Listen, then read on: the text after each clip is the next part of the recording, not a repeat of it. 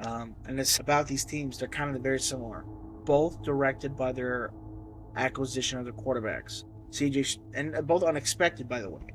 CJ Stroud not expected to be drafted by the Texans because they thought he'd go earlier. Texans grab him. They thought he'd get a top 5 pick. First year they go to the playoffs. This year they're a Super Bowl contender, obviously with their pieces, and at least expected to go to the playoffs. I would say that's fair. I would say winning their division should be the number one goal. And then with the Jets, also an unexpected acquisition because obviously Aaron Rodgers' situation with getting out of Green Bay. But let's get right into it, to the Thursday football matchup. For me, like, I've done this pre-recording a couple of times, and to be honest, like, the spread and the players and the news and like pretty much everything. I originally had the Jets. You'll see my face on the Jets. I'll keep it there because it's a nice thing, and I don't think with anything was. Um, I probably, you know what? I'm still gonna go with the Jets. Like, it's. I think the problem is the score for me. It's like 3. Like, let's say they get 3 at the end, or they 2. I think that's possible for Houston. Here's the thing, like, I think it's kind of a right now. Here's what you have to think about. Did CJ Stroud get used to having Stephon Diggs? Like, is he already used to, like, mental note? Like the same with Josh Allen had, and the same with Kirk Cousins did? Or was it like, okay, good complimentary piece? Not the I don't say CJ Stroud was dependent upon him, but was he like mentally blocking out, okay, here's what we need to figure out for Stephon. As in, here's the amount of catches he needs, here's the amount of yards he needs, so he doesn't have a freak out.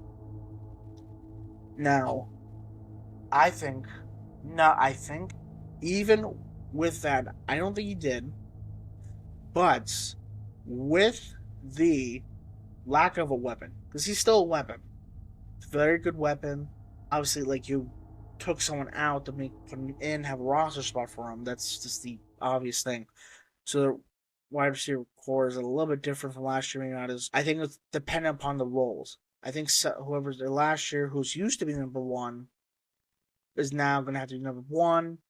Go from the roles number 2 to number 1, 3 to 2, that kind of thing. I still think they'll have a good potential offense. It's outside of MetLife, which on a Thursday night, again, Thursday night games always create craziness, especially when the game matchup, Jets, Texans, they don't really know each other like divisional rivals. Like, if it's a divisional game, then close, within like 2 or 3. So if it was like, want to have a run, I would take it. I think for this matchup at home, I think because of the desperation of the Jets, they want to show off Devontae Adams as well because they want to remind everyone about what that lethal combination can do. I'm gonna pick the Jets with +2 with the spread to win the game.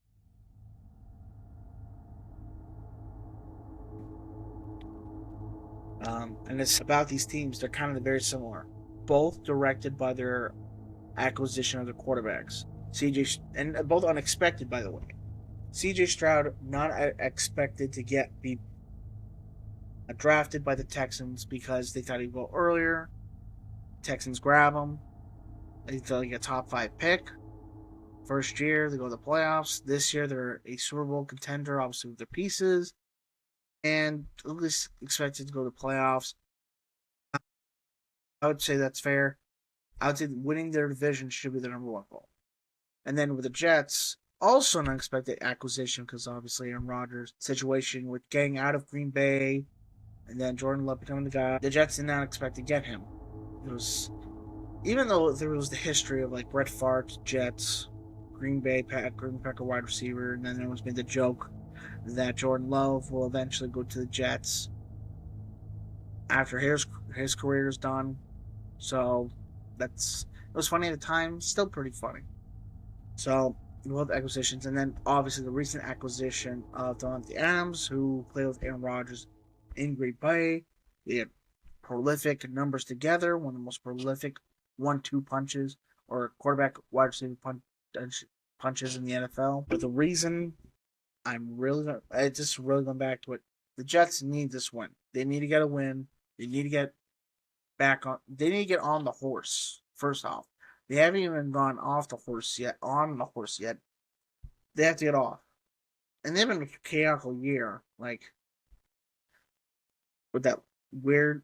Well, the first game versus the 49ers, they had a chance, kind of ish, but then got chaotic. Then that Tennessee game, I mean, to be honest, they could have lost that game as well. They were like, if oh god, who's the Tennessee quarterback?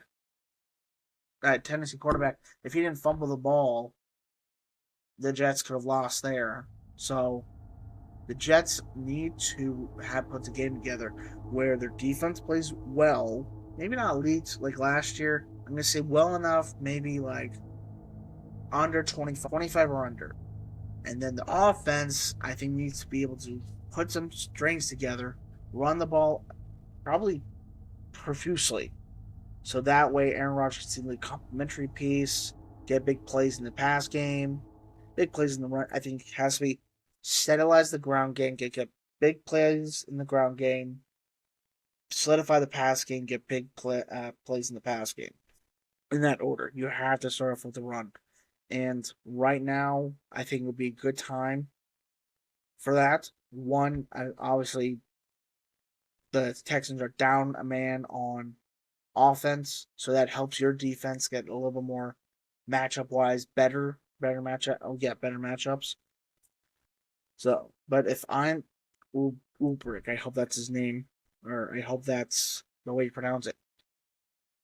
If I want to win this game, I'm running the ball first, and I'm making sure I want to test out the Houston Texans ground game to see how long they'll deal with it.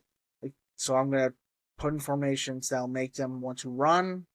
I think the Jets defensive line can contain that for a bit.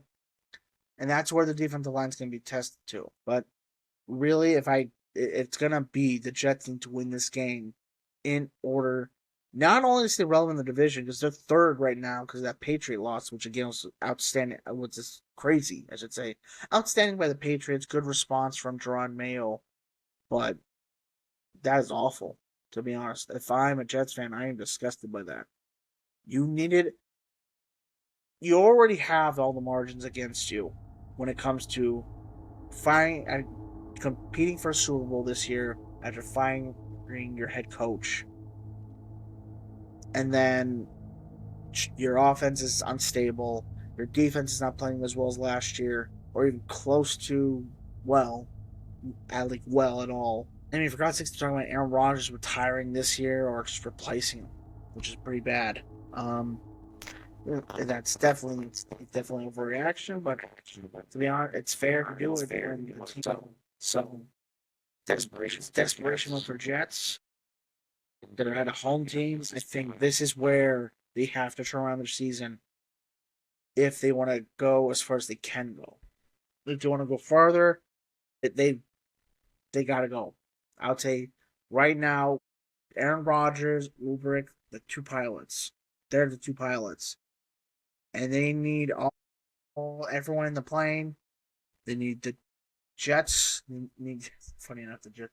They need every single part of that airplane, every single part of that metaphorical airplane to work, to take off, to get the engines rolling, protection, metaphorical, whatever. Everything's got to get going for Thursday night. They got to get in a groove. And I think if, honestly, it may be half the game where they have to dominate. Like, it starts out competitive, and dominate towards the end. Because they're going to need a tone setter and something to go into during, like, this mini bye because Thursday to next Sunday. Houston, if they want, it's a plus because that's without Stephon Diggs there. They need that game. They would need to win this game for that reason. Do I think they recover? Yeah, because look, the rest of the division, I would just too inconsistent is to put it very nicely. Too inconsistent. Like they have the only. Let me see. Yeah, they have they're only the only one in the division that has a solid quarterback situation. Again, putting it very nicely for the Colts. Trevor Lawrence, the problem is he's not filling up to the billing. Until he does, until it's like yeah, we're gonna be behind to where he actually performs well, but it's gonna be like, where are you? Where are you? There you are. You finally showed up. That's the best way to put it. And then Tennessee, I think they are just trying to get a top 5 pick. Like I will not be surprised if they sell out. Not only for younger talent, but younger, cheaper talent, building for the future, and trying to get a top 5 pick, and essentially copying the Houston Texans model. Yeah. If I want to define this game, it's gonna be start off, no delays, Devontae Aaron to Devontae soar or Jet soar. That's gotta be Jet soar over Texas. Jet soar over Texans has got to be the newspaper clipping that following morning for the Jets. That's I don't know what else to say, to be honest. Because you have this, you're getting into it now where the teams are starting to form out to what they are. And this is possible. The Jets have 2 more weeks. I'm gonna give 2 week notice. 2 week notice. Where they'll either define us and redefine what they are and become what we expect them to be, or they'll continue to be the mediocre thing that they are, and then this is a failed experiment and blow everything up. I would prefer the latter, just because I want to see something done. And by that I mean I want to see the Jets win. I think it'd be good for the league to at least have as much compete as possible. But I want the Jets to win. I would like to win this game specifically, so I'm right.